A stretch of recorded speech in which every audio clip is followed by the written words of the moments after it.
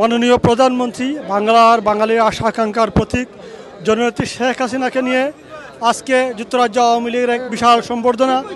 এই সম্বর্ধনায় আমরা 2000-এর উপরে মানুষ সমাগম হয়েছে। লন্ডনে একটি উৎসবমুখর পরিবেশ তৈরি হয়েছে। আমরা বিশ্বাস করি মাননীয় প্রধানমন্ত্রী জননেত্রী শেখ হাসিনার নেতৃত্বে বাংলাদেশের উন্নয়ন অগ্রগতি এবং সমৃদ্ধি সেই ধারাবাহিকতা অব্যাহত রাখতে আগামী যে নির্বাচন, সেই নির্বাচনে চতুর্থবারের মতো মাননীয় প্রধানমন্ত্রী শেখ হাসিনাকে নির্বাচিত করতে প্রবাসীরা ঐক্যবদ্ধ।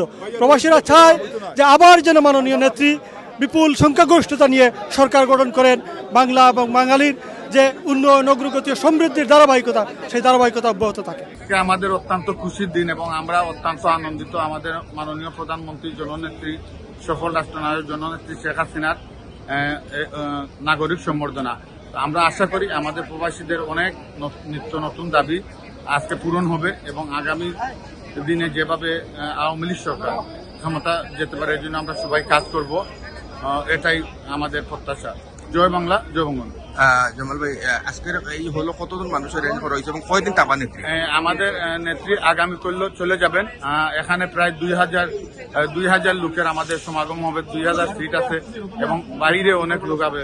আমাদের প্রায় 2000 লোক ভিতরে যাবে এবং নেত্রী আগামী মঙ্গলবার একটি ফ্লাইটে বাংলাদেশে চলে যাবে। আজকে অত্যন্ত খুশির দিন। মাননীয় প্রধানমন্ত্রী দুদিন ধরে লন্ডনে এসেছেন। আমরা মাননীয় প্রধানমন্ত্রীকে লন্ডন শহরে যখন আসেন শত শত প্রবাসীরা মাননীয় প্রধানমন্ত্রীকে ওয়েলকাম করেছি। আমরা আশা করতে পারি আমার পিছনে যে বিখ্যাত হল ওয়েস্টমিনিস্টারে, এই হলে মাননীয় প্রধানমন্ত্রী 2 থেকে 3 ঘন্টা পরে এই হলে উপস্থিত হবেন এবং প্রবাসীর উদ্দেশ্যে নির্বাচনকালে আগে এই সারা বাংলাদেশে যে উন্নয়ন হয়েছে, প্রবাসীর জন্য যে উন্নয়ন করেছেন মাননীয় প্রধানমন্ত্রী বক্তব্য রাখবেন। তবে আমরা আশা করতে পারি লন্ডন থেকে মাননীয় প্রধানমন্ত্রী, বিশেষ করে বাংলাদেশের প্রবাসীরা, তারা স্মার্ট পাসপোর্ট চাচ্ছে, তারা আইডি কার্ড চাচ্ছে, আমরা 7 দিন ফ্লাইট চাচ্ছে। আমরা আশা করতে পারি মাননীয় প্রধানমন্ত্রী আরও কিছু চমক প্রবাসীদের নিয়ে আসবেন। উনি প্রবাসী বান্ধব সরকার, সবসময় প্রবাসীর কথা শুনেন।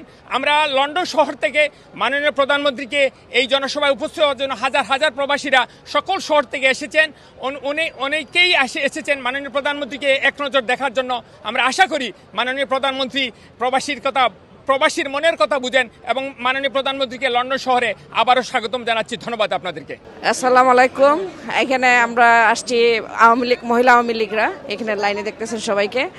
আর আমরা এখানে আসছি একটু আগে আসছি, লাইন ধরে যাব ভিতরে।